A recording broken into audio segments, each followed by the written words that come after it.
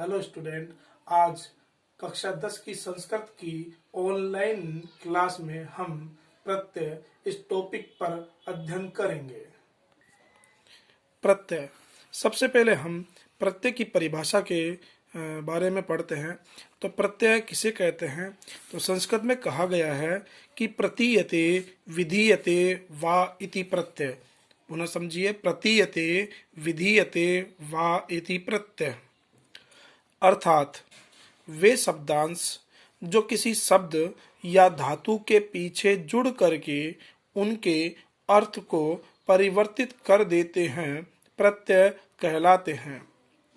आप इस वीडियो के माध्यम से अपना एक नोट्स बना सकते हो और इनको अपनी डायरी में, नोटबुक में लिख सकते हो।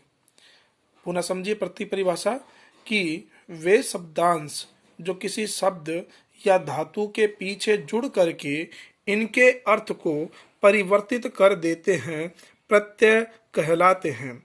फिर उसके पश्चात बात आती है कि प्रत्यय कितने प्रकार के होते हैं। तो बताया गया कि प्रत्यय 3 प्रकार के होते हैं। नंबर 1 कृत प्रत्यय, नंबर 2 तद्धित प्रत्यय, नंबर 3 स्त्री प्रत्यय। वे प्रत्यय जो धातु के साथ जुड़ते हैं कृत प्रत्यय, वे प्रत्यय जो शब्दों के साथ जुड़ते हैं तद्धित, और पुल्लिंग शब्दों को स्त्रीलिंग परिवर्तित कर दे वो स्त्री प्रत्यय कहलाते हैं। पुनः समझेंगे हम सबसे नंबर 1 कृत प्रत्यय कि धातुओं अथवा क्रियापदों के साथ जुड़ने वाले प्रत्यय कृत प्रत्यय कहलाते हैं, तथा कृत प्रत्यय से बने हुए शब्द कृदंत कहलाते हैं। धातु या क्रियापद एक ही बात है, तो इनके साथ जुड़ने वाले प्रत्यय कृत प्रत्यय कहलाएंगे और कृत प्रत्यय से बने हुए शब्द कृदंत कहलाते हैं। कौन कौन से प्रत्यय? जैसे कि आपके सिलेबस में तव्यत, अनियार, सत्री और सानच, ये 4 प्रत्यय आपके सिलेबस में दिए गए हैं जो कृत प्रत्यय के अंतर्गत आते हैं। नंबर 2 तद्धित प्रत्यय। तो तद्धित प्रत्यय के बारे में कहा गया है कि किसी संज्ञा, सर्वनाम आदि शब्दों के साथ जुड़ने वाले प्रत्यय तद्धित प्रत्यय कहलाते हैं और इन प्रत्ययों से निष्पन्न शब्द तद्धितांत कहलाते हैं।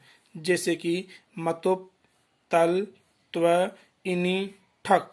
नंबर 3 पर हम पढ़ेंगे स्त्री प्रत्यय। तो वे प्रत्यय जो पुल्लिंग शब्दों को स्त्रीलिंग में परिवर्तित कर देते हैं स्त्री प्रत्यय कहलाते हैं। पुनः समझिए कि वे प्रत्यय जो पुल्लिंग शब्दों को स्त्रीलिंग में परिवर्तित कर देते हैं स्त्री प्रत्यय कहलाते हैं, जैसे कि टाप और गीप इत्यादि। पुनः सारांश के रूप में पढ़ सकते हैं। कृत प्रत्यय वो जो धातु के साथ जुड़े, तद्धित प्रत्यय वो जो शब्दों के साथ जुड़े, और स्त्री प्रत्यय वो जो पुल्लिंग शब्दों को स्त्रीलिंग में परिवर्तित कर देते हैं स्त्री प्रत्यय कहलाते हैं। इस प्रकार से सबसे पहले हम तद्धित प्रत्यय के विषय में पढ़ेंगे, क्योंकि तद्धित प्रत्यय थोड़े से सरल प्रत्यय माने जाते हैं। तद्धित में हम पहला प्रत्यय तल प्रत्यय पढ़ेंगे। तल प्रत्यय विधायक सूत्र महर्षि पाणिनि ने बताया है कि तस्य भावस्त्वतलो, अर्थात तस्य भाव अर्थात उसका भाव, इस अर्थ में तल प्रत्यय का प्रयोग किया जाता है। तल प्रत्यय, जब भी आप तल प्रत्यय जोड़ोगे तो तल प्रत्यय में ताशेष बचता है, अर्थात तल प्रत्यय के स्थान पर ताशेष बचता है, यानी तल को हटा दिया जाता है और तल के स्थान पर ता जोड़ा जाता है। नंबर 2 कि तल प्रत्यय से बने हुए शब्दों का प्रयोग स्त्रीलिंग में किया जाता है, अर्थात तल प्रत्यय से जो भी शब्द निष्पन्न होगा वह आपका स्त्रीलिंग शब्द होगा। अब बात हम जोड़नी करते हैं कि किस प्रकार से तल प्रत्यय जोड़ा जाता है। तो देव प्लस तल बराबर देवता, अर्थात देव का तो देव आ जाएगा और तल के स्थान पर शेष क्या बचता है? ता, इसलिए देव में ता जोड़ोगे तो यह आपका देवता शब्द निष्पन्न होता है। जैसे कि कवि प्लस तल, तो कवि का तो कवि रह गया और तल के स्थान पर ता शेष बचता है, इसलिए कवि शब्द में ता जोड़ दिया तो यह शब्द आपका कविता शब्द निष्पन्न होता है। ठीक उसी प्रकार एक प्लस तल बराबर एकता, अनेक प्लस तल बराबर अनेकता, जन प्लस तल बराबर जनता, विषम प्लस तल बराबर विषमता। तल प्रत्यय का दूसरा सूत्र आता है तस्य समूह, अर्थात समूह अर्थ में तल प्रत्यय का प्रयोग किया जाता है, यानी समूह अर्थ में भी इसका प्रयोग किया जाता है।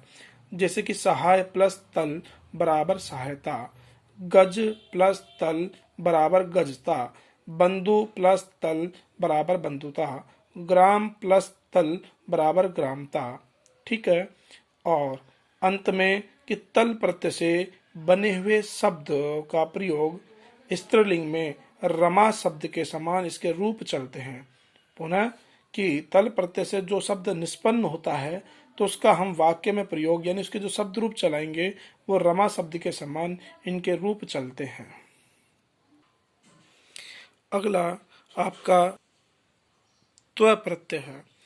त्व प्रत्यय में शेष त्व ही बचता है। त्व प्रत्यय से बने हुए शब्दों का प्रयोग नपुंसक लिंग में फल के समान किया जाता है। पुनः समझिए कि त्व प्रत्यय से बने हुए शब्दों का प्रयोग नपुंसक लिंग में किया जाता है और किस शब्द रूप के समान इसके रूप चलते हैं, तो फल इसके समान इसके रूप चलते हैं। इस प्रत्यय को जोड़ना बड़ा ही सरल है। जैसे कि लिखा हुआ है जड़ प्लस त्व, तो यहाँ पर आपको कुछ भी नहीं करना, बस प्लस का चिन्ह हटाना है और जो का त्यो जोड़ देना है। इसलिए जड़ प्लस त्व बराबर जड़त्व, और नपुंसकलिंग में इसके रूप चलते हैं इसलिए पीछे म जुड़ जाएगा और बन जाएगा जड़त्वम। ठीक उसी प्रकार पटु प्लस त्व बराबर पटुत्वम, लघु प्लस त्व बराबर लघुत्वम, भाव प्लस त्व बराबर भावत्वम, एक प्लस त्व बराबर एकत्वम। विशेष शब्द जिसमें अधिकांशतः परीक्षा की दृष्टिकोण से बहुत ही महत्वपूर्ण है और वो शब्द है महत् प्लस त्व। महत् प्लस त्व को आप जब जोड़ोगे तो शब्द बन जाएगा महत्वम। क्या शब्द बनेगा? महत्वम। पर इसमें ध्यान देने योग्य बात यह है कि यहाँ पर ये जो तय है वह तय हलंत है, यानी महत् शब्द का तय हलंत है। इसलिए जब आप इस प्रत्यय से निष्पन्न शब्द को देखोगे तो यहाँ पर दो तय दिखाई देते हैं और दोनों ही तय आधे यानी हलंत होते हैं। इसलिए महत्वम इस शब्द में दो हलंत तय का प्रयोग किया जाता है और इस प्रकार से आपका त्व प्रत्यय भी समाप्त होता है। पुनः एक बार समझिएगा कि तल प्रत्यय, तो तल प्रत्यय में ताशेष बचता है। तल प्रत्यय से बने हुए शब्द स्त्रीलिंग में प्रयोग किए जाते हैं, इसलिए देवता, देवता शब्द आपका स्त्रीलिंग शब्द है। ठीक है। उसी प्रकार त्व शब्द में त्व शेष बचता है, नपुंसकलिंग में इसके प्रयोग फल के समान किए जाते हैं और विशेष शब्द इसका महत् प्लस त्व बराबर महत्वम।